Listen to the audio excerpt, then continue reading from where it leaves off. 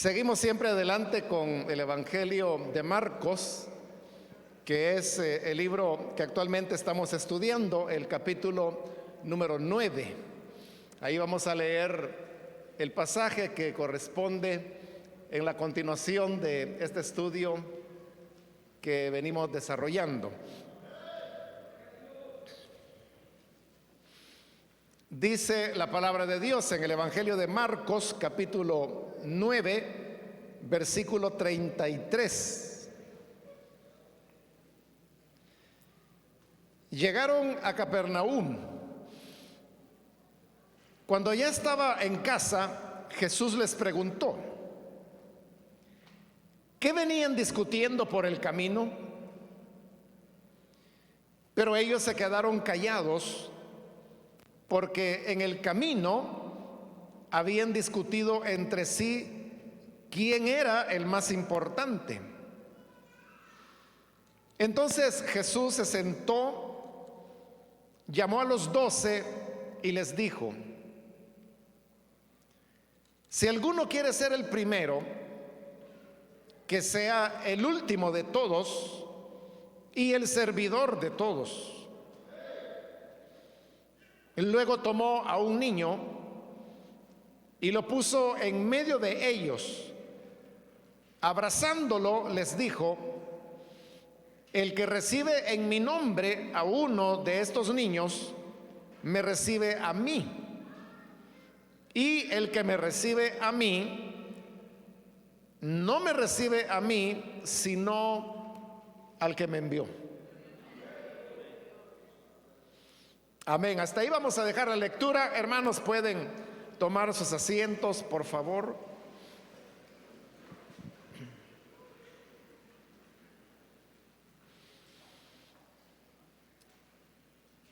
Hermanos, a partir de este relato que acabamos de leer, inicia una colección de 3 relatos que Marcos hace y que todos ellos tienen que ver con la formación que Jesús está dando a sus discípulos.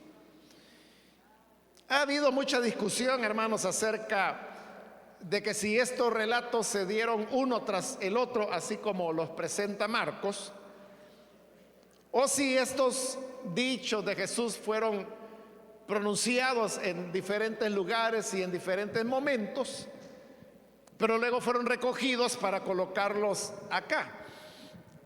Acerca de eso pues hay mucho que se puede hablar,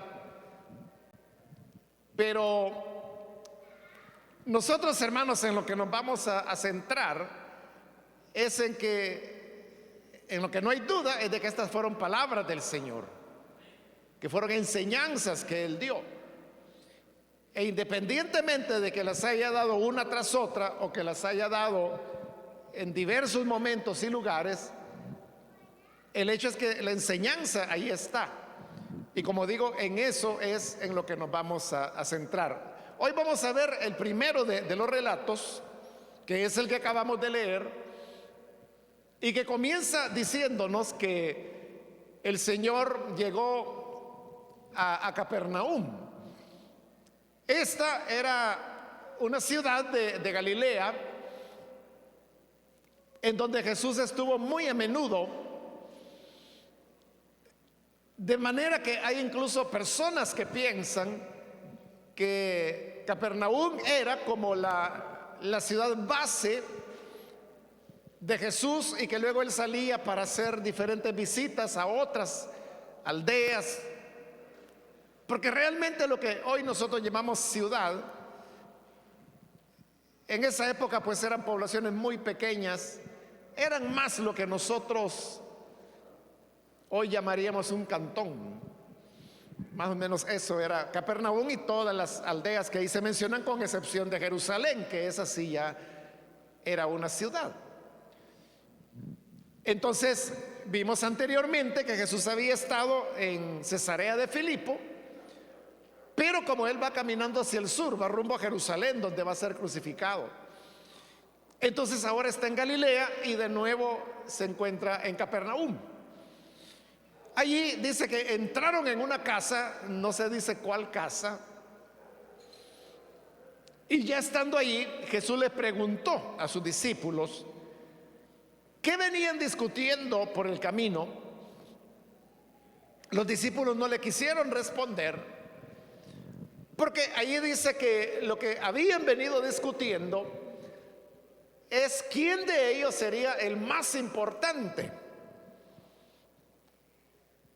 del grupo de ellos, el más importante dentro de el reino que ellos veían venir, no solo porque Jesús había venido anunciando que el reino de los cielos se había acercado, sino que como ellos tenían el concepto de Cristo del Antiguo Testamento, el concepto de Mesías, esto estaba muy relacionado con un reino literal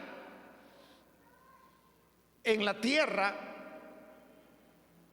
un reino, como digo, hecho y derecho, es decir, sin andar espiritualizando nada, así lo entendían ellos. Entonces, por eso están discutiendo quién es el más importante.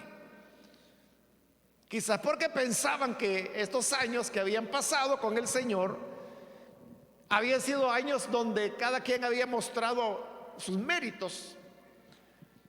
Y por lo tanto, hoy que se acercaba el reino de Dios, aunque Jesús lo que estaba anunciando era su muerte, como lo vimos en la última oportunidad. Pero también vimos que dice que ellos no entendían eso. Entonces lo que veían venir era el establecimiento del reino, la toma del poder por parte de Jesús, y por lo tanto estaban ya discutiendo acerca de quién era el más importante de ellos, obviamente para ocupar los puestos, los roles más importantes en ese reino que venía.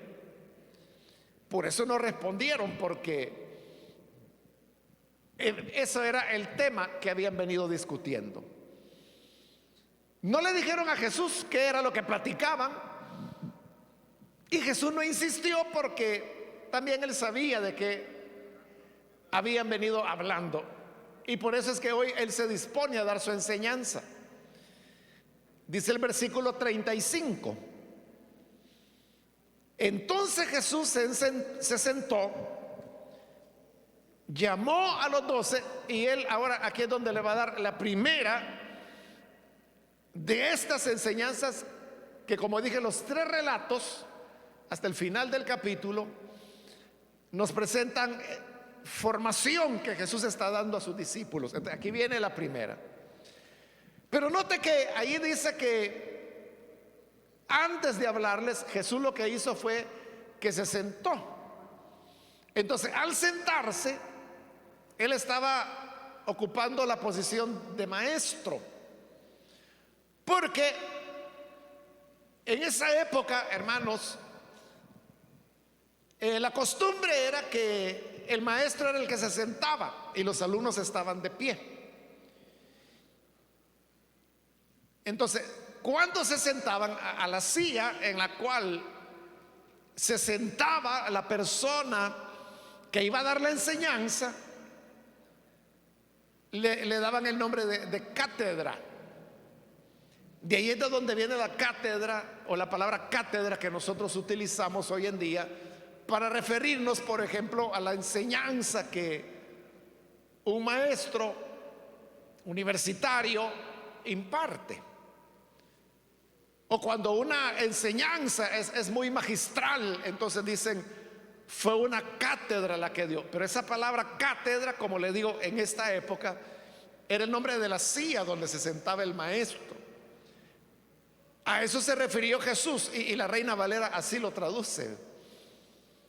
Cuando él dice que cuando los maestros de la ley se sientan en la cátedra de Moisés, dice. Lo que Jesús estaba diciendo es cuando se sienten en la silla para enseñar acerca de Moisés. Es decir, que en las sinagogas ellos no tenían un púlpito como este o un atril, no tenían eso, lo que tenían eran sillas. Y a esas sillas eran a las que les daban el nombre de cátedra. Entonces, hoy que Jesús se sienta para dar su enseñanza, es porque es una cátedra la que va a dar. Y esta es la enseñanza. Si alguno quiere ser el primero, que sea el último de todos y el servidor de todos. Esa fue la enseñanza. Entonces, aquí estamos viendo, hermanos, algo que otra vez viene a enseñarnos cómo en Jesús las cosas son totalmente diferentes a las del mundo. Cuando ellos estaban discutiendo quién sería el más importante, esa era una plática mundana la que ellos tenían. Porque la mundanalidad, hermanos, no solo es las cosas simples que nosotros a veces pensamos, ¿verdad?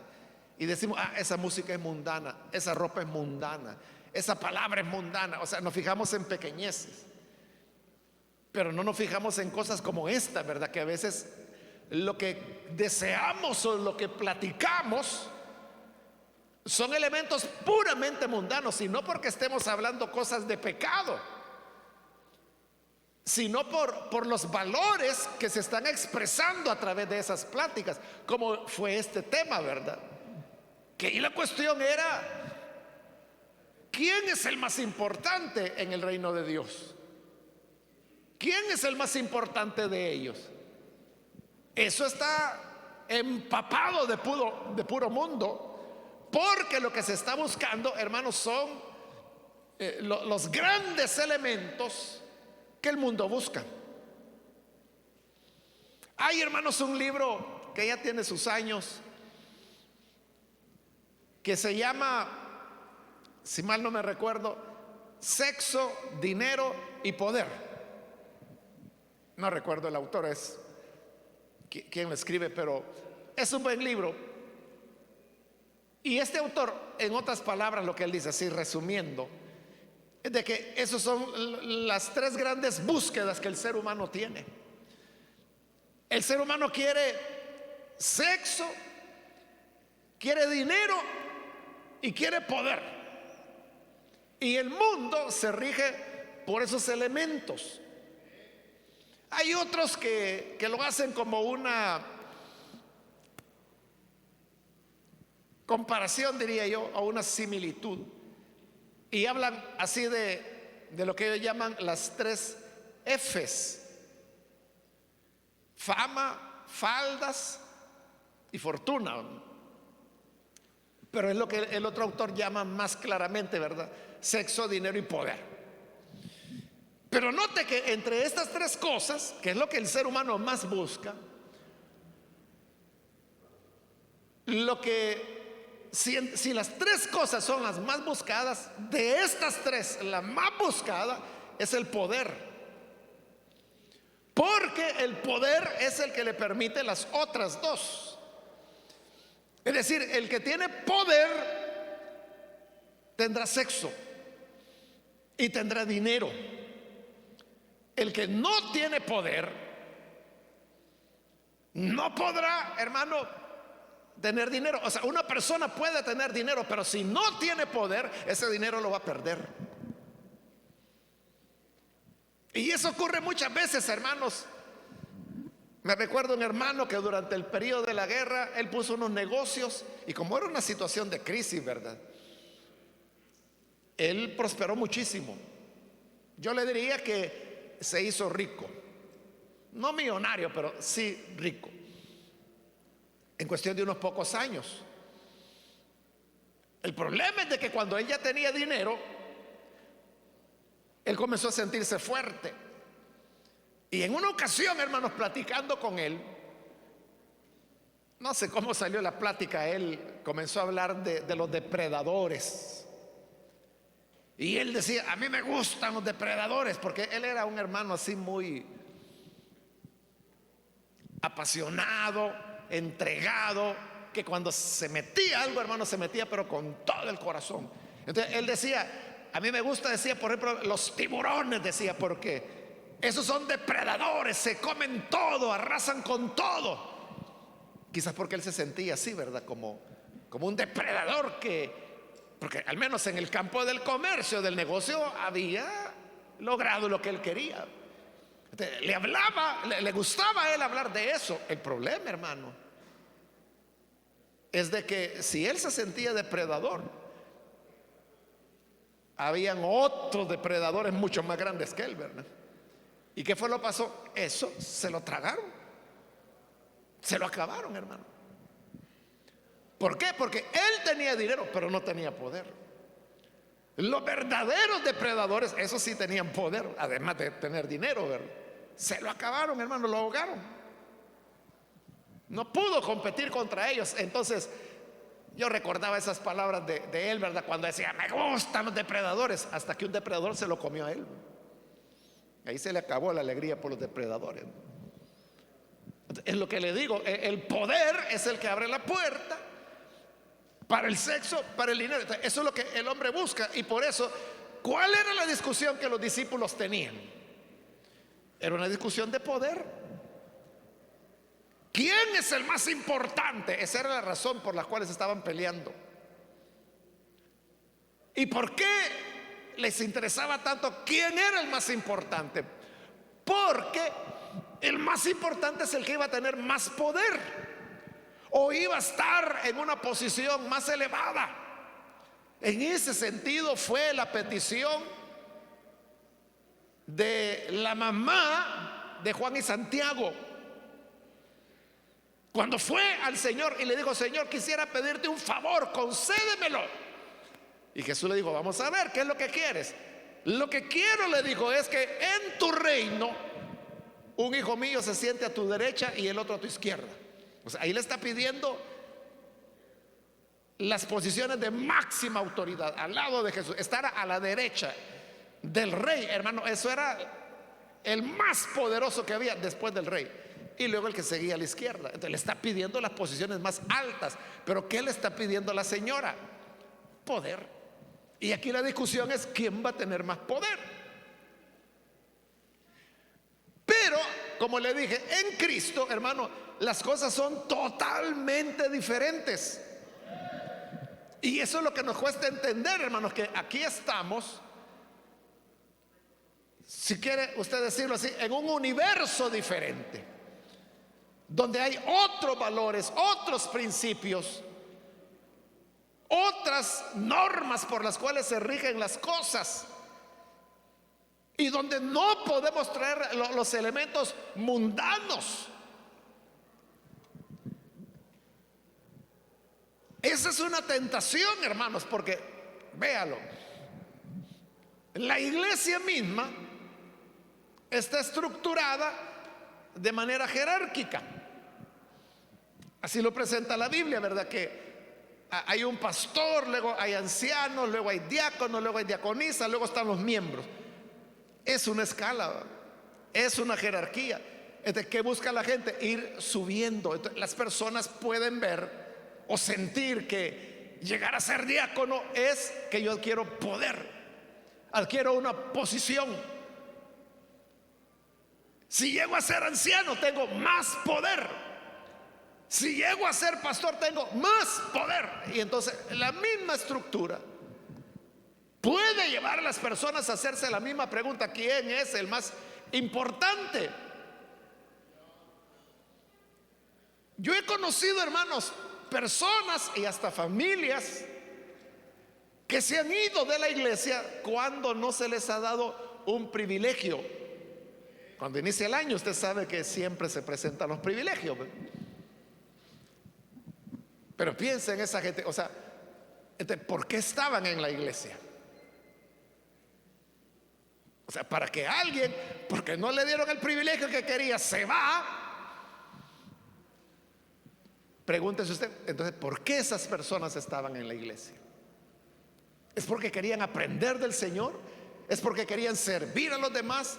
¿Es porque querían edificar a la iglesia con sus dones? No, no, están buscando posición, están buscando poder, están buscando quién es el más importante. Y cuando las personas se retiran de la iglesia por esa razón, eso confirma que la decisión de no haberle dado el privilegio fue correcta, porque les iba a hacer daño si se les daba.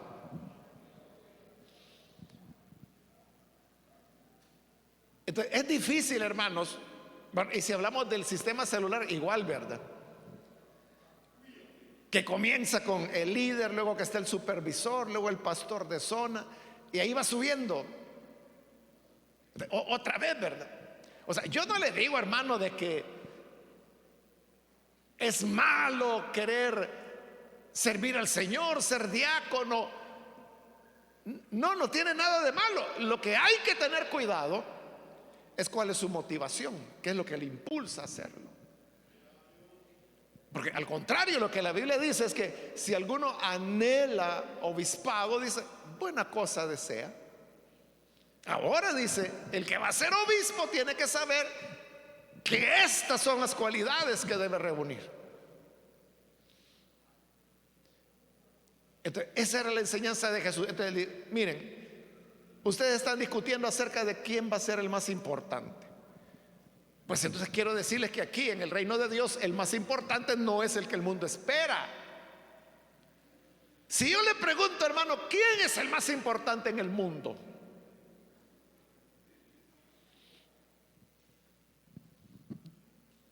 No sé, ¿verdad? Ahí cada quien puede responder, pero alguien puede decir, bueno, el más importante es el que tiene dinero, el que tiene un apellido o el que tiene un cargo. En realidad, eso es lo que el mundo considera importante. Me recuerdo, hermanos, hace años,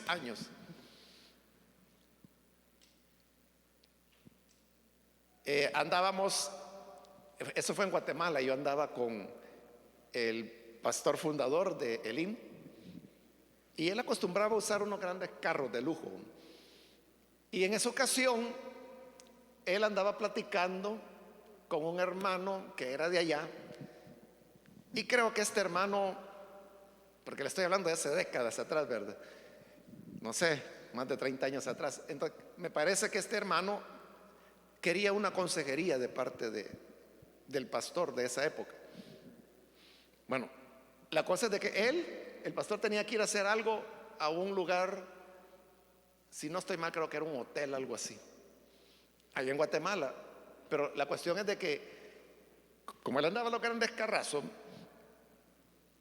entonces donde él quería entrar, no permitían entrar.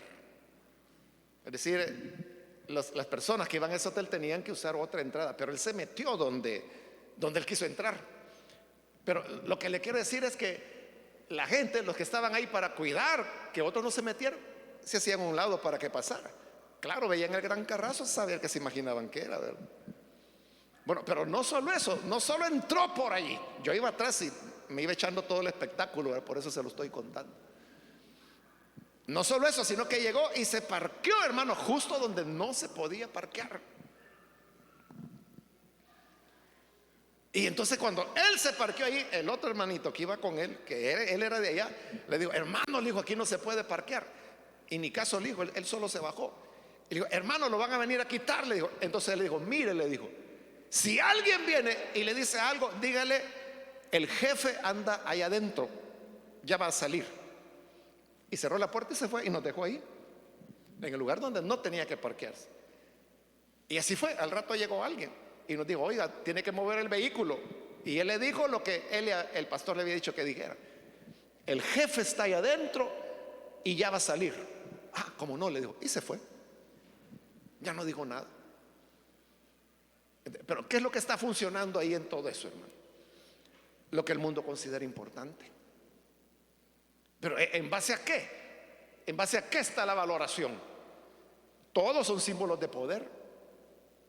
El carrón es un hotel, está en un lugar donde está reservado para otros, donde él no podía entrar, pero se metió. Y cuando le dice el jefe está dentro, ¿qué se imagina usted cuando oye jefe? Uno no sabe si el jefe de la mafia o el jefe de la empresa o a saber qué, ¿verdad?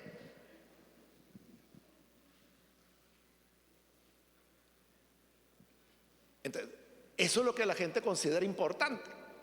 Pero ahora viene Jesús y él le dice, vaya, ustedes quieren ser el importante, vaya, les voy a decir cómo ser el más importante en mi reino. Y aquí viene, si alguno quiere ser el primero, que sea el último de todos Así funciona el reino de Dios. Entonces, aquí no es quién tiene más poder, no quién es el que tiene más nombre o quién es el que tiene el apellido más rimbombante. No es eso. Sino que aquí dijo Jesús, el más importante es el que sea el último de todos. Pero piensen en esa frase de Jesús, el último de todos. ¿Qué entiende usted por el último de todos? Tiene que ser el último de todos. El último de todos, hermanos, sería el que cede el espacio. El último de todos es el que cede el asiento. El último de todos es el último en subirse en el autobús, porque permitió, cedió que sus hermanos tomen los asientos aunque él vaya de pie. Ese es el último de todos. El último de todos es aquel de quien Jesús dijo: cuando te inviten a una cena, a un banquete, siéntate en el último lugar. Eso es ser el último de todos. El último de todos es cuando usted va manejando y otros se le quieren meter. Usted permite que se le metan todos los que quieran, porque usted es el último de todos. El último de todos, hermanos, es aquel que cuando todos se van porque terminó el culto, es el que se queda aquí limpiando sillas, desinfectándolas, cuando ya todos van felices para su casa, pero él se queda aquí trabajando, limpiando 600 sillas. Y luego hay que lavar los trapeadores. ¿Quién es el último de todos? Es el que hace esas cosas.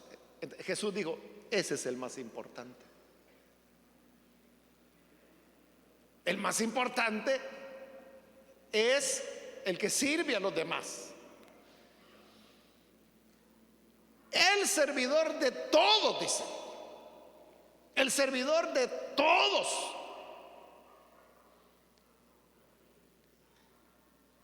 Tendría que ser, hermanos, una competencia para ver quién sirve más a los demás, en lugar de que sea una competencia de que quién me sirve a mí. Entonces, por ejemplo, estas personas que andan de iglesia en iglesia y se cambian de iglesia porque no, en esta iglesia no hay amor, anda buscando ser servido. Pero ¿quién es el más importante? Aquel que sirve a todos. Entonces no está esperando que le den amor. Él busca dar amor a los demás. Y para dar amor, hermanos, cualquier iglesia es buena. Y aquellas iglesias donde hay más problemas, más chisme, más crítica, ahí es donde más se necesita de tu amor. Es lo que Jesús hizo. Él dijo, yo vine a servir. El más grande, el Hijo de Dios, el unigénito, vino a servir.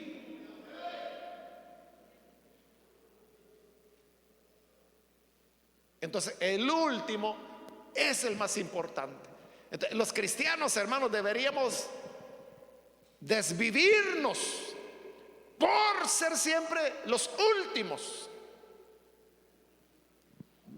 Pero usted sabe que lastimosamente no es así. Las personas buscan su posición, su lugar, mi privilegio. ¿Y a mí qué me van a dar? Pues, ¿y a mí cuándo me van a pasar a predicar?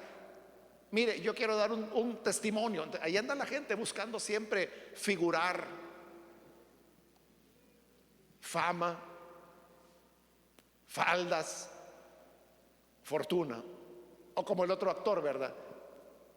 Sexo, dinero y poder. La búsqueda del hombre, la búsqueda insaciable, que nunca la termina. Pero en el caso de Cristo, la búsqueda es servir, ser el último, quedarse, hermanos, atrás para que los demás puedan pasar.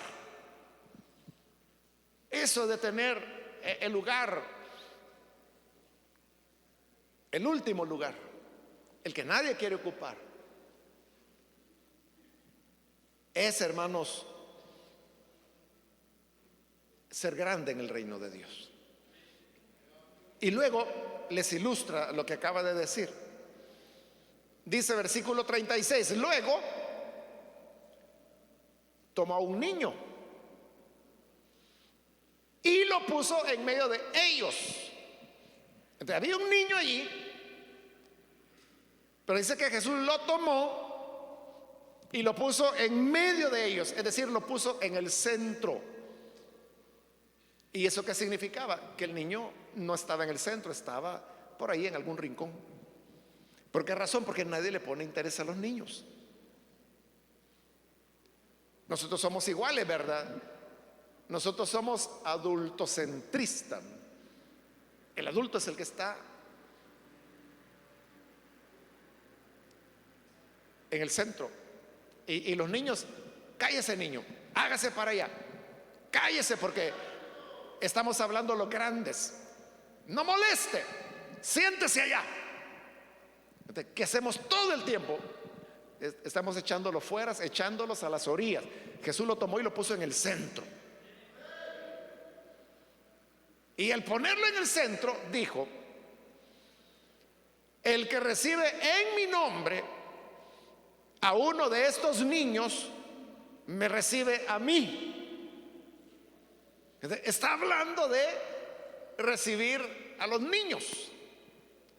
¿Por qué razón? Porque los niños son niños. Son los últimos. Pero cuando les damos, hermanos, el lugar central, nosotros nos ponemos detrás de ellos. Y así podemos llegar a ser los últimos. Entonces vea, ¿cuál es el lugar que usted le da a los niños, a sus hijos, por ejemplo? Hay a veces que hay niños, niñas que vienen con sus padres. Y a mí me gusta siempre ponerme a platicar con los niños. Y a veces le digo: ¿qué tal, hijo? ¿Cómo te llamas? Fulano, dice la mamá. ¿Y cuántos años tiene? 7 tiene. Y ya está, sí, va a la escuela. Es a él a quien le estoy hablando. A veces lo que le hago es que no le hago caso a la señora, a la hermana, ¿verdad? Y le digo: ¿cuál es tu nombre? Jorgito. ¿Cuál es tu nombre? Le vuelvo a repetir ahí, porque yo quiero, con él estoy hablando, a él le estoy preguntando. Pero ¿qué es esa impertinencia, hermano, de los padres, de que el niño no puede hablar? ¿Es mudo o qué? O sea, ¿por qué no lo deja hablar? Ahí está, ¿verdad? Porque es un niño. Como que si él no pudiera hacerlo, o como que si uno no tuviera un interés real, hermano, en platicar con ellos, ¿verdad? Que perfectamente se puede hacer. Entonces, por eso Jesús lo puso en el centro y dijo: el que lo reciba, me recibe a mí. Como le digo, los niños siempre son dejados de lado. Hermano, esto está comprobado, o sea, está comprobado estadísticamente. La UNICEF tiene muchos estudios acerca de esto. Y es que en un hogar pobre, de pobreza o de extrema pobreza, la pobreza o extrema pobreza de esos hogares no es uniforme entre los miembros de la familia. Porque el hombre de esa casa es pobre o pobre extremo, pero más pobre es su esposa. Pero más pobres aún son los niños. Todo esto tiene una lógica. ¿Por qué? Porque llega el hombre de trabajar. Entonces, ¿qué hace la mujer? Está la cena. Entonces, lo primero que es que le sirve a él. Quiero más. Le lleva más al hombre, ¿verdad? Lo que queda lo come ella. Pero el niño le dice: vení, séntate aquí conmigo. Y le está dando bocadito. Entonces, al final el niño no está recibiendo ni un plato completo. Cuando hay que sacrificar gastos en la casa, o sea, no se sacrifica la pelota y los tacos que el hombre de la casa quiere comprar porque quiere ir a jugar los días sábados, ¿verdad? Pero sí se sacrifican los cuadernos del niño. No, si solo va a 3er grado, solo va a 3, hay que le presten un cuaderno en la escuela. Ya le van a regalar lápices por ahí, ahí en la iglesia les van a regalar. Entonces vea, el hombre puede ser pobre, pero la mujer es más pobre, pero el niño es más pobre todavía. Y le digo, esto, hermano, está demostrado. O sea, son estudios que se han hecho año tras año, año tras año, y todas las veces sale igual. Los pobres más pobres que hay siempre son los niños y las niñas. Son los que se enferman y nadie le da importancia. Porque es niño, ya se va a recuperar, ya le va a pasar. Es que mucho dulce comiste, es que mucho corres, por eso es que te está doliendo. Pero si fuera el hombre, hermano, inmediatamente al hospital. Por eso Jesús lo puso al centro y dijo: el que reciba a un niño me está recibiendo a mí. Y dijo más: y el que me recibe a mí no me recibe a mí, sino que recibe al que me envió, o sea, el Padre, ¿verdad? Entonces, ¿a quién recibe la persona que recibe a un niño o a una niña? A Dios. Es a Dios. Uno puede pensar, hermanos, que Dios está en el predicador, el siervo. Ahí viene el siervo, ahí viene el hombre, dicen algunos. No, hermano. Son esos niños que andan por ahí, que la gente ni caso les hace. Es lo que Jesús dijo: el que me reciba a un niño como este, recibe a Dios, recibe al que me envió, recibe al Padre. Por eso es que en el tercer relato es donde el Señor va a dar una palabra severa. Solo se la adelanto leyéndole el versículo 42. Si alguno hace pecar a uno de estos pequeños que creen en mí, más le valdría que le ataran al cuello una piedra de molino y lo arrojaran al mar. Es decir, aquel que comete un abuso contra un niño o una niña, Jesús dijo: pobre de él, a ese le sería mejor que se ate una gran piedra en el cuello y que se arroje a lo profundo del mar, antes de que vaya a hacer pecar a uno de estos pequeños. ¿Y hacerlo pecar cómo? Una forma sería iniciándolo precozmente a una vida erótica o a una vida sexual, que se hace mucho en nuestro país, ¿verdad? Con niños y con niñas. Jesús dijo: ese que haga eso, en otras palabras dijo: mira, mejor mátate. O poniéndolo en lenguaje salvadoreño diríamos: mira, mejor ahórcate si tú eres eso, porque estás maltratando lo que Jesús dijo que representaba a Dios. Entonces ahí es donde nosotros tenemos que, Jesús, claro, está poniendo un ejemplo con el niño, ¿verdad? Pero es un ejemplo de cómo ser el último, precisamente porque el niño es así, ¿verdad? Es despreciado, no tomado en cuenta. Fíjese que por décadas, por más de 50 años, estas organizaciones de desarrollo y de ayuda a la infancia que hay, por ejemplo, aquí en nuestro país, la costumbre era de que le tomaban foto a los niños necesitados y los enviaban entonces a los países donantes, ¿verdad? Como Estados Unidos, Canadá, Japón, Corea del Sur hoy es un país donante, Australia, Francia, hay varios países. Entonces, a las personas que van a donar para estos niños les presentan todas las fotografías. Y este que va a donar dice: yo quiero a esta niña voy a patrocinar. Pero ¿quién escogió? Fue el adulto el que escogió. Entonces, hoy, no todas, pero hay organizaciones de desarrollo que eso lo han invertido. Entonces, hoy hacen lo contrario, y es de que a los que quieren ayudar al donante le toman una foto y entonces ponen las fotos de todos los que quieren donar y los reúnen. Y aquí, ¿verdad?, en el país, a los niños que necesitan esa ayuda. Entonces son los niños los que escogen quién quiere que los patrocine. Entonces dice: yo quiero a este señor, yo quiero a esta familia, yo quiero, pero es el niño ahora. Es decir, el protagonismo se le está dando a él. Uno dice, bueno, pero esa es una bobadita, ¿verdad? Lo importante es que reciba la ayuda. Pero es una manera en donde se está fomentando la dignidad del niño. Su libertad de elegir quién quiere que lo patrocine. Y uno dirá, pero mire, a caballo regalado no se le mira el diente, ¿verdad? Es decir, ¿qué importa si es japonés o si es canadiense o si es francés el que te va a ayudar? Lo importante es que te ayuden. Pero lo importante es el criterio del niño, que él tenga esa facultad de poder escoger.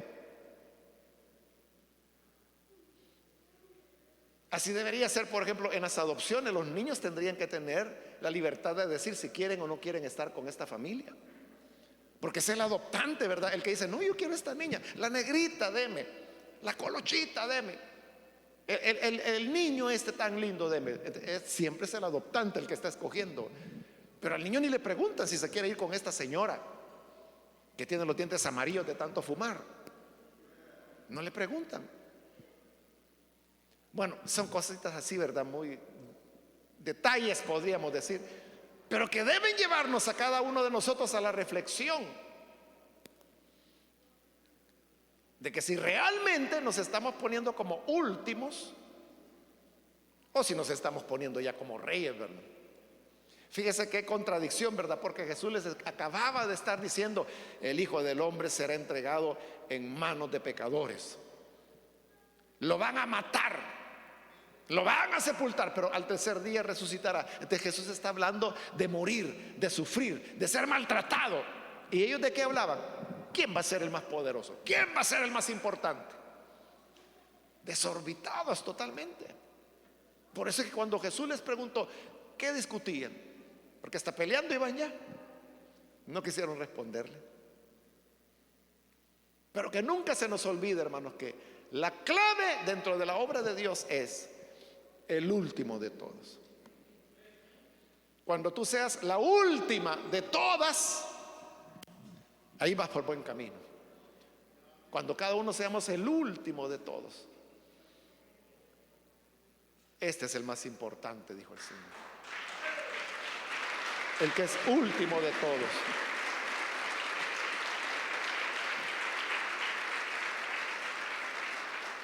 El que sirve a los demás.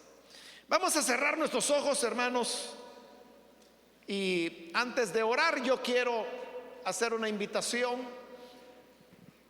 para las personas que todavía no han recibido al Señor Jesús como Salvador, pero usted ha escuchado la palabra de Dios. Quiero hoy invitarle, si usted, habiendo oído la palabra, necesita recibir al Hijo de Dios como su Salvador. Si hay alguna persona que hoy quiere entrar en esta gracia de Dios, en el lugar donde está, puede levantar su mano, por favor. Cualquier amigo o amiga que necesita recibir a Jesús puede levantar su mano en este momento. Es importante que levante la mano, porque así nosotros podemos saber que hay alguien que necesita recibir a Jesús, y así oramos por usted, porque eso es lo que queremos hacer, orar. ¿Hay alguna persona que necesita recibir a Jesús? ¿Puede levantar su mano?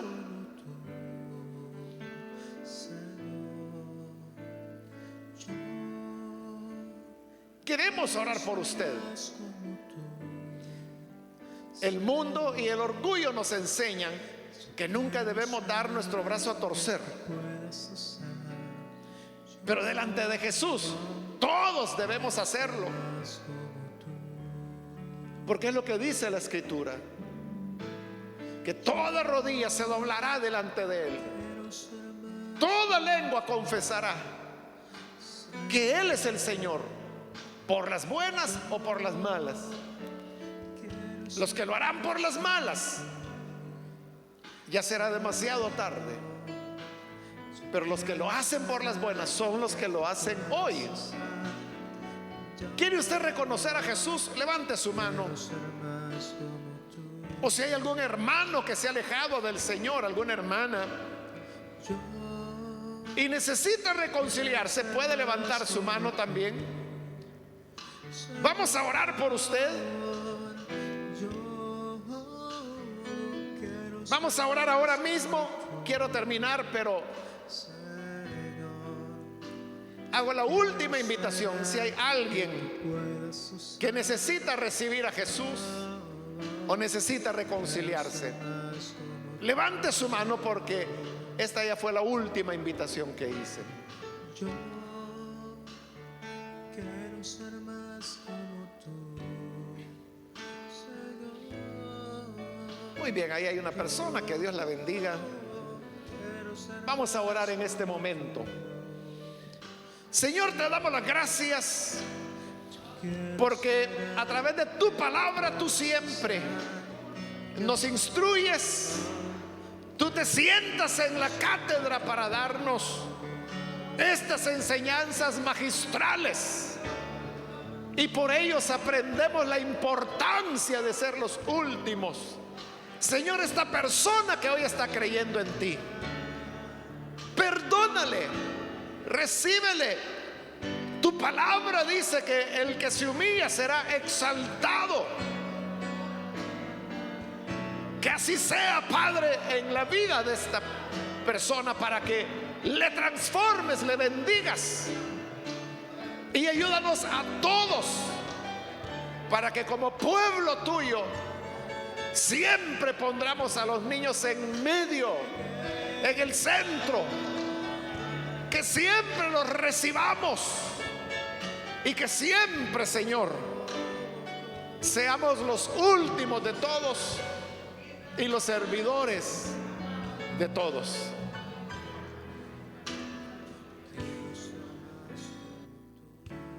Gloria a Dios. Vamos a orar, hermanos.